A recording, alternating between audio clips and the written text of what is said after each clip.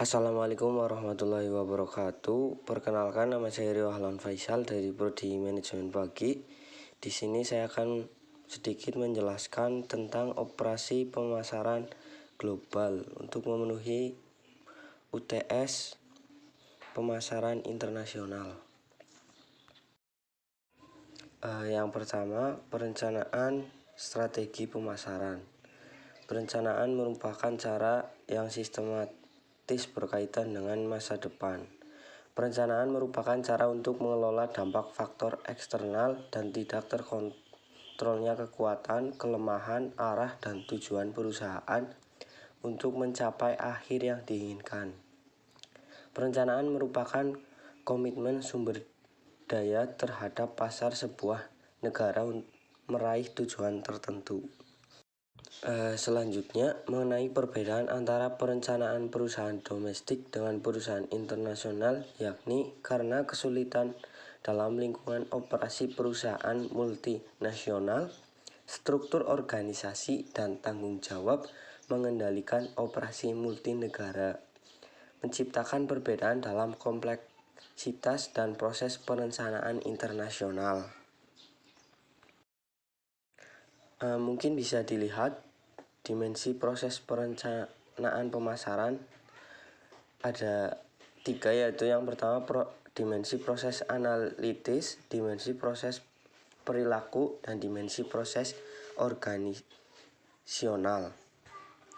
Yang pertama dimensi proses analitis. Yang pertama ada teknik, yang kedua planning model, yang ketiga prosedur, yang keempat sistem. Yang kedua dimensi proses perilaku ada 3. Yang pertama persepsi manajer, yang kedua partisipasi, yang ketiga asumsi strategis. Terus ketiga dimensi proses organisasional ada 3 juga. Yang pertama ada struktur, yang kedua informasi, yang ketiga ada biaya. Yang selanjutnya, desain organisasi global. Untuk memasuki pasar global, terkadang struktur perusahaan harus diubah, baik dari segi manajemen maupun strukturalnya. Divisi internasional yang biasa ada dan dimiliki perusahaan-perusahaan yang beroperasi secara global kadang dianggap tidak penting lagi ketika mereka mulai memperluas operasinya ke luar negeri. Mereka kemudian lebih memilih menghapus divisi internasionalnya dan menggantinya dengan membentuk organisasi-organisasi yang lebih mendunia, yang berbasis pada produk, wilayah, fungsi, atau kelas konsumen. Terdapat beberapa bentuk struktur yang dapat dipilih oleh organisasi. Di antaranya, yang pertama Global Corporate From Product atau produk. Dalam hal ini, divisi produk bertanggung jawab terhadap operasi dunia seperti marketing dan produksi produk di bawah kontrol mereka. Yang kedua ada Global Corporate From Geography Region atau wilayah geografis, yakni divisi wilayah geografis bertanggung jawab atas semua kegiatan di bawah manajer area yang secara langsung memberikan laporan kepada CEO, di mana CEO ini membuat tugas yang mengarah pada pengoperasian di seluruh dunia menjadi lebih sederhana, dikarenakan setiap negara di dunia berada di bawah kendali seseorang yang berada dalam bentuk kontak dengan kantor pusat.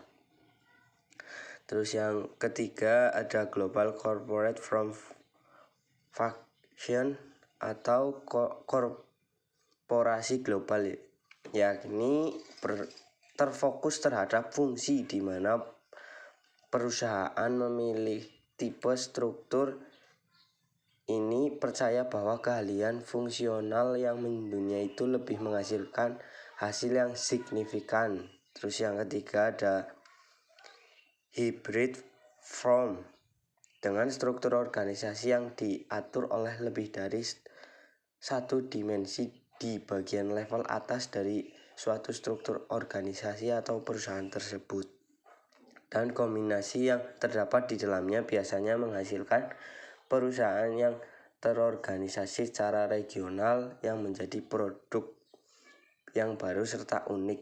yang dipercaya akan dapat ditangani oleh divisi produk Worldwide. Yang kelima ada metric organization, yakni struktur organisasi yang terdiri dari satu atau lebih struktur organisasi yang berlapis dalam upaya untuk menggabungkan produk, keahlian regional, fungsional, dan sebagainya. Terus yang keenam, strategi business unit merupakan entitas bisnis dengan pasar yang jelas, pesaing yang spesifik, serta memiliki kemampuan untuk melaksanakan misi bisnisnya dengan ukuran yang sesuai untuk dikontrol oleh seorang manajer tunggal, yang mana merupakan entitas bisnis yang wajar sehingga semuanya tersebut bisa dikontrol oleh seorang manajer saja. Yang selanjutnya, pengelolaan manajemen merek global. Menurut Kotler dan Armstrong, ekuitas merek adalah efek diferensiasi yang positif yang dapat diketahui dari respon konsumen terhadap barang atau jasa. Merek adalah entitas yang mudah dikenali dan menjanjikan nilai-nilai tertentu, dan biasanya sebuah merek dipersonifikasi dalam bentuk logo, yaitu sejenis simbol yang mengidentifikasi suatu entitas. Tujuan akhir dari manajemen merek pada dasarnya adalah aktivitas membangun merek dalam arti positif dan semaksimal mungkin menghindari aktivitas yang dapat merusak merek itu sendiri. Berikut 7 faktor utama dalam membangun merek menurut Profesor David Schauber. Di antaranya, yang pertama, quality adalah kandungan utama dari merek yang baik. Benefit utama yang diterima customer adalah haruslah sebanding dengan harapan customer, dan benefit dimaksud harus terdeliver dengan baik dan konsisten. Yang kedua ada positioning adalah mengenai posisi suatu merek di pasar dari persepsi benak customer. Yang ketiga, repositioning, yaitu kondisi adaptasi dengan kebutuhan customer, peta persaingan, dan tren pasar. Yang keempat ada communication adalah salah satu faktor yang memegang peran penting dalam membangun merek sebagai faktor pendukung produk dan positioning merek. Komunikasi yang baik akan meningkatkan persepsi customer atas produk dan atau layanan yang dijual. Yang kelima ada first move advantage, yakni memiliki kemungkinan besar untuk menjadi merek pertama yang berhasil menduduki posisi tertinggi di benak calon customer sebelum pesaing masuk ke pasar. Yang keenam ada long term perspective, yakni manajemen mereka harus mengalokasikan investasi pada merek itu sendiri sebagai haknya. Mereka menginvestasikan atau mengalokasikan biaya yang secara langsung menghasilkan profit jangka pendek.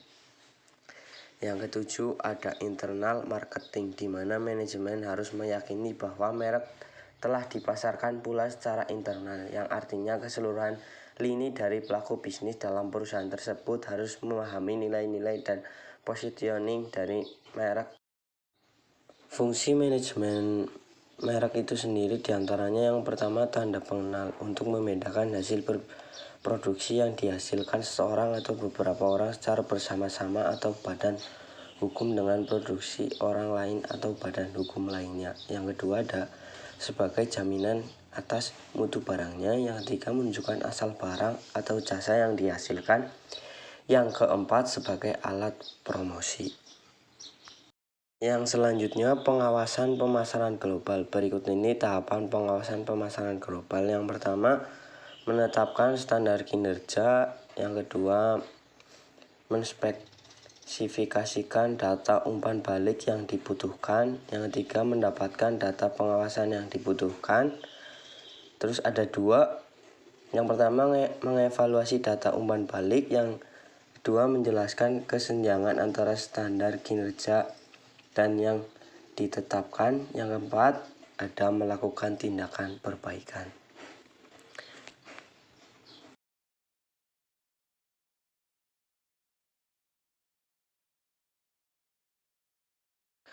Pengawasan pemasaran dapat dibedakan menjadi 4 jenis. Yang pertama, pengendalian rencana tahunan.